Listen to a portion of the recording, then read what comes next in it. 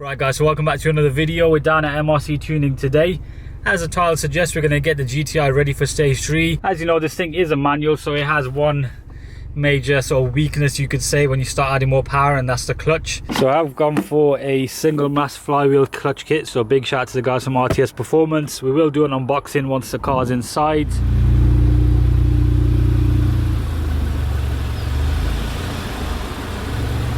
So we'll start on this side with the flywheel. So this is a single mass one as opposed to the dual mass flywheel that is stock on these cars. There's a few benefits to this. Being a solid piece, it's more durable.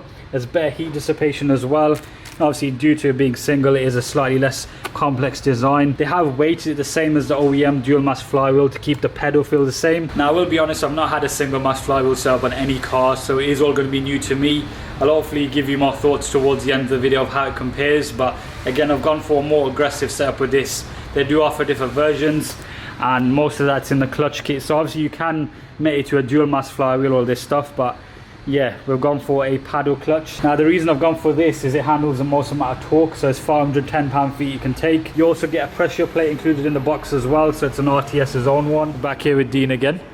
Right, so because we've seen the gearbox come off in an earlier video when we fitted the WaveTrack diff, I'm going to do like a little time lapse here. I'll put the camera down the tripod and we'll show you once it comes off, and we'll see what we discover in there.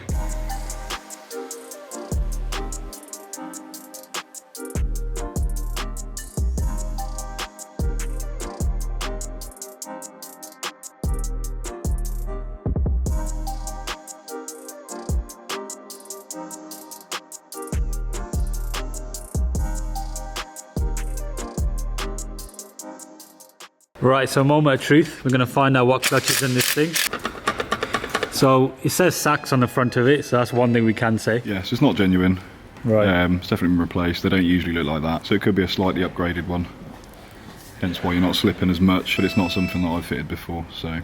Okay, you're not seeing this on any of the cars I've come in here? No, usually when you get the organic upgrade ones, they've got a solid plate in the middle. Saying goodbye to that dual mass flywheel. That's definitely a bit worn, would you say? Yeah, just a little bit. Yeah. Seen better days. Right, so the installation process is basically the reverse of what you saw in the time lapse, so we're basically going to crack on with it. Obviously, solid single mass flywheel on first, bolt that to the crank, and obviously the clutch itself, then the new pressure plate.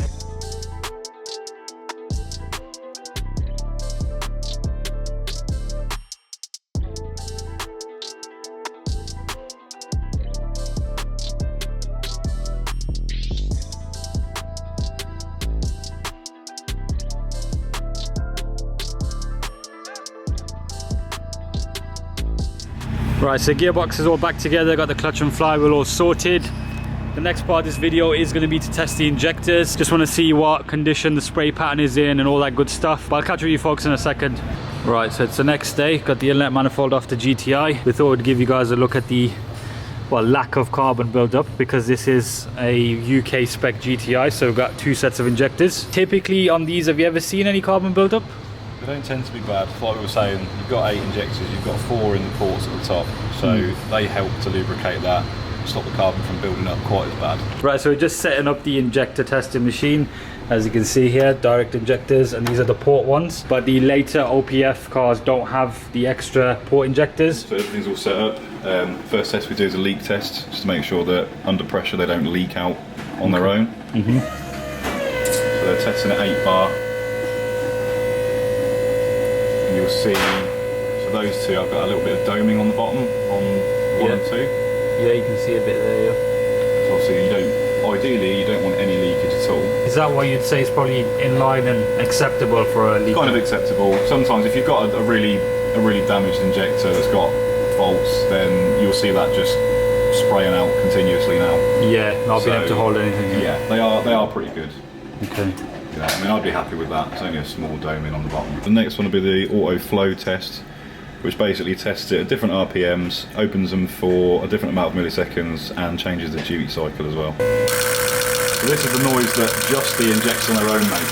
Yeah, obviously there's normally about 10 other... If you open your bonnet and you're worried that something's about to fall apart, this is how much noise you get out of just the injectors. So that's 900 RPM at the minute. That's just run through opening for a longer amount of time each cycle, and now we're up to 1800 RPM. Now that's cranking. Yep. Next step is a static flow test, which will just tell you how much each injector is flowing. So we've got it set to 15 seconds. So how much variation would we be happy with on this particular, in terms of a number on those tubes? Ideally you want to be within 1 to 5%. 1% is what you want it to be, so really close. 5% is kind of the borderline of getting some more in and matching them. You are pretty much on 71 across all 4 there, so they are really good. They are good injectors, yeah. It's quite surprising really, I didn't expect them to be that evenly matched, you just never know really. So just run us through what's going on over here then, Dean, with the injectors. After the test we're going to put them in and clean the ends. The machine opens and closes the injector so that you can get a little bit of fluid in there, and it just cleans out the tip and just inside the tip as well. Right, so the cleaning is done. This is the next stage of the process, so we're going to be changing the seals. Yep, so you've got O-ring at the top, which is your blue seal there, and then you've got a Teflon seal at the bottom. This is one I've already changed. So that's what's going to seal the injector into your head. Yep. So it's always important to get those changed up. Also you can see the old ones are pretty burnt and worn. Yep. So this one here I haven't done yet, so I'll just show you the process on that. You literally just cut the old one off without cutting your finger off. Of course, yeah. That's the old seal off. And the new ones, you have to stretch them on. So you put them on here. Just stretches it down. Push it over onto the injector, and then you've got these little collars, and they're tapered inside, so they just shrink it back down to be the right size, and then that will sit snug against the head, and that just makes sure that it's going to seal your cylinder. Okay, so the next stage after all the cleaning process, we're going to get it all back together. Got a few new bits to go in the car as well. So yeah, it's got in the manifold gasket. They dry out and they go really plasticky and brittle. Yep. So it's always good to change those, get a nice seal on those, and then you've got your spacers and your new O-ring for your injectors, which just centers it, keeps it in the head where it needs to be, and allows it to seal up properly.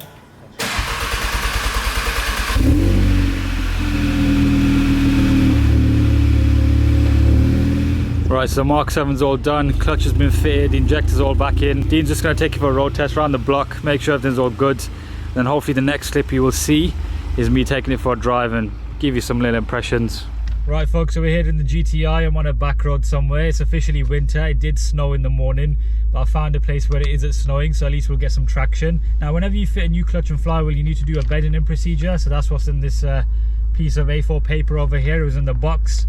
Now RTS do recommend you perform accurate and positive gear changes in the low to mid rev range for the first 750 to 1000 miles, and especially the first 500. So looking at the trip meter, I've done about 650 miles, so we're definitely in the right direction. I've been driving around pointlessly everywhere just trying to add some miles onto the car. The main purpose of bedding in is to ensure the friction surfaces are all correctly aligned. It's mated for future use, so yeah, make sure you get that done if you get one of these clutch and flywheel systems. What we'll do now though is we'll take it for a drive and I'll explain to you how it actually feels like. Now the very first thing you'll notice with this RTS single mass flywheel and paddle clutch is that it literally feels like an OEM arrangement. It doesn't feel like it's on all track focused and hardcore and I can't just daily it. It's one of the first things that opened my eyes really, because I was thinking, as soon as I pulled away from MRC, it felt like it's definitely a stock feeling clutch pedal. That's the best way I could put it. Now obviously I'm not gonna fully abuse this thing today because I still want to do a couple more 100 miles and get it all bedded in before the turbo gets fitted, which is going to be the next video. But everything just feels a lot more, to me it feels a bit more crisp. Like you can blip gear changes a bit more nicely. It feels to me like the difference between, like, you know, when you jump out of a DQ250 DSG box and you jump into a DQ500, there's a bit more kind of feedback, but it's something you have to really drive to experience. I mean, I could just go around doing this all day. That's one of my favourite bits about this car and why I wanted a manual GTI. It just feels like you're properly putting the car into gear.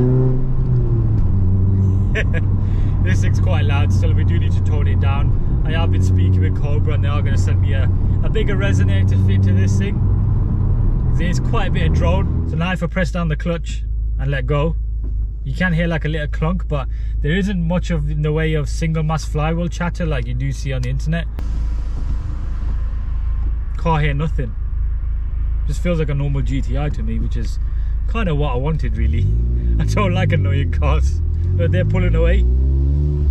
If you told someone this was a stock GTI, they wouldn't believe you, and that's not me just saying it. Genuinely, it's surprising. But yeah, folks, I think what we'll do, we'll end the video here. It is getting a bit crazy in terms of weather conditions, so I'm gonna head back before some branches start flying around and KO my windscreen.